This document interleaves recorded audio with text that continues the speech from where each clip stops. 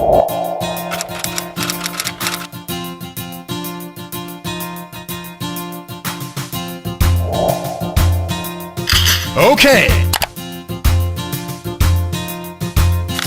Assalamualaikum warahmatullahi wabarakatuh. Sebelum memulai membahas mengenai apa sih game of strategy, jadi di sini saya akan mengenal anggota kelompok 1 terlebih dahulu, yang dimana kelompok ini terdiri dari saya sendiri, Muhammad Fasno Faldi, dan kedua ada Eka Susanti Oktavia Ramadhani, dilanjutkan dengan Almas Sutono Alandra, dan yang terakhir ada Richard Gordon Hamonangan Sinurat.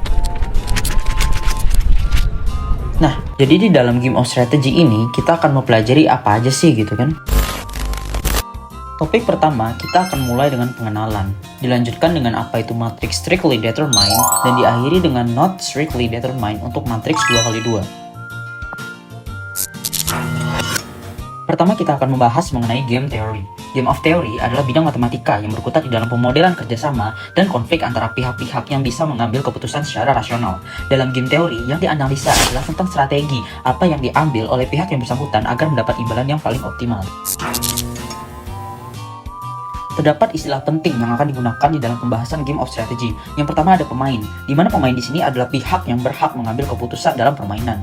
Ada juga strategi, di mana strategi adalah aksi yang dilakukan oleh pemain strategi optimal. Berarti strategi yang memaksimalkan payoff gitu loh. Dan yang terakhir adalah payoff, yaitu bayaran atau konsekuensi diri dari strategi yang dibeli. Nah, selanjutnya kita akan membahas tentang penerapan payoff matrix. Payoff matrix ini bisa diterapkan dalam dua jenis game, yaitu game strictly determined dan game not strictly determined, atau bisa kita sebut juga dengan game strategi campuran. Nah, lalu kita bisa lihat di sini terdapat tabel payoff pemain C ke pemain R. Nah, sebagai contoh, pada tabel berikut kita bisa lihat ketika pemain R memiliki gerakan 2 dan pemain C memiliki gerakan 1, maka pemain C harus membayar sebesar 3 yen ke pemain R.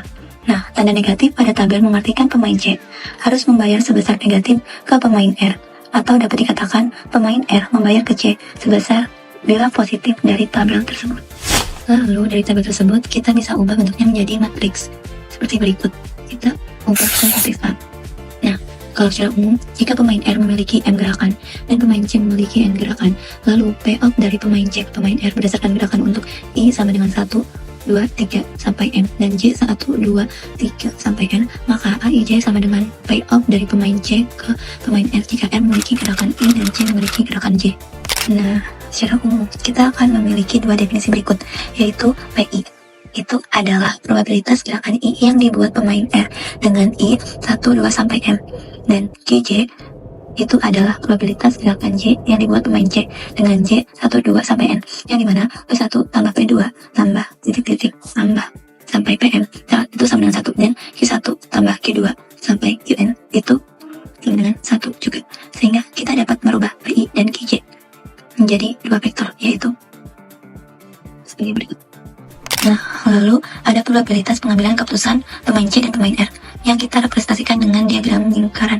Untuk P itu membentuk suatu vektor yang berisi setengah, seperempat, 0, dan seperempat, dengan Q sepertiga, sepertiga, dan sepertiga. Di sini P-nya membentuk vektor baris dan Q-nya membentuk 50 kolom. Teman-teman ingat bahwa tujuan dari permainan itu zero sum games. Pada teorema 10.6.1 ini menyatakan bahwa terdapat strategi P bintang dan Q bintang, sehingga ekspektasi dari P bintang dengan Q bintang lebih besar sama dengan dari ekspektasi P dengan Q bintang untuk semua strategi P dan Q, sehingga kita mendapatkan definisi berikut. Jika P bintang dan Q bintang adalah strategi di mana ekspektasi P bintang dengan Q lebih besar sama dengan dari ekspektasi P bintang dengan Q bintang lebih besar sama dengan dari ekspektasi P dengan Q bintang untuk semua P dan Q, maka P bintang disebut sebagai strategi optimal untuk pemain S, Q bintang disebut sebagai strategi optimal untuk pemain C, V merupakan ekspektasi P bintang dengan Q bintang, disebut sebagai nilai dari permainan. Solusi optimal untuk P bintang dan Q bintang bisa dicari melalui operasi dasar matriks jika kasusnya cukup simpel. Strictly determined dapat diselesaikan dengan definisi berikut. Sebuah nilai A di dalam payoff matriks A disebut sebagai titik plana jika A adalah nilai terkecil di basisnya dan nilai terbesar di kolomnya. Sebuah game yang memiliki titik plana adalah game strictly determined. Jika kedua syarat terpenuhi, maka entry tersebut merupakan titik plana sekaligus ekspektasi dari payoff matriks tersebut ketika keduanya menggunakan strategi optimal. ASS merupakan ekspektasi P bintang dengan Q bintang, dengan ASS sebagai titik plana. Ketika kedua pemain hanya memiliki dua kemungkinan langkah, matriks payoff yang akan dibentuk adalah matriks A tersebut, sehingga ekspektasi payoff-nya adalah A11P1Q1 ditambah A12P1Q2 ditambah A21P2Q1 ditambah A22P2Q2. Karena P1 tambah P2 sama dengan 1 dan Q1 tambah Q2 sama dengan 1, sehingga kita akan menghasilkan ekspektasi bernilai A11 ditambah A12 min A12 min A21 dikalikan dengan P1 dikurangi dengan A22 min A21, lalu kita kalikan dengan Q1 ditambahkan dengan A12 min A22 dikali P1 ditambah A22. Melanjutkan perhitungan yang sebelumnya, dengan tujuan membuat koefisien dari Q1 menjadi 0, kita akan melakukan substitusi P1 sama dengan P1 bintang sama dengan A22 dikurang A21 dibagi A11 ditambah A22 dikurangi A12 dikurang A21 akan menghasilkan ekspektasi baru, yaitu ekspektasi dari P bintang Q, yaitu A11 dikali A22 dikurangi A12 dikali A21 dibagi A11 ditambah A22 dikurangi A12 dikurangi A21. Persamaan ini menyatakan jika pemain R menggunakan strategi P1 bintang, maka pemain C tidak akan bisa mengubah ekspektasi payoff dari permainan apapun variasi strategi yang dia lakukan. Hal ini juga berlaku pada pemain C jika dia memilih strategi Q1 yang menyatakan Q1 sama dengan Q1 bintang sama dengan A22 dikurang A12 dibagi A11 ditambah A22 dikurangi A12 dikurang A21. Hal ini akan menghasilkan ekspektasi yang baru juga, yaitu ekspektasi dari P, Q bintang yang menghasilkan A11 dikali A22 dikurangi A12 dikali A21 dibagi A11 ditambah A22 dikurangi A12 dikurangi A21. Persamaan ini juga menyatakan jika pemain C menggunakan strategi Q1 bintang, apapun yang pemain R lakukan tidak akan bisa mengubah ekspektasi payoff dari permainan.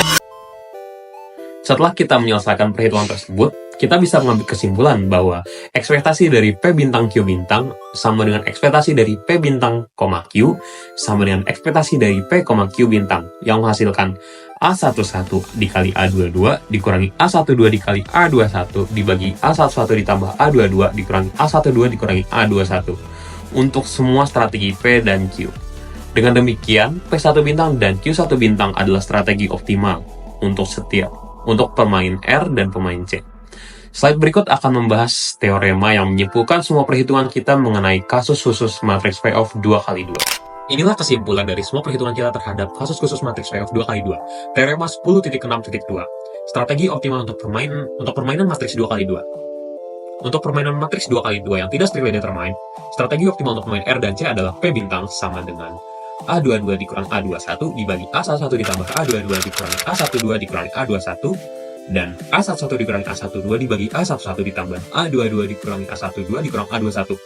Dan untuk pemain C, strategi Q bintang A22 dikurang A21 dibagi A11 ditambah A22 dikurang A12 dikurangi A21 dan A11 dikurangi A12 dibagi A11 ditambah A22 dikurangi A12 dikurangi A21.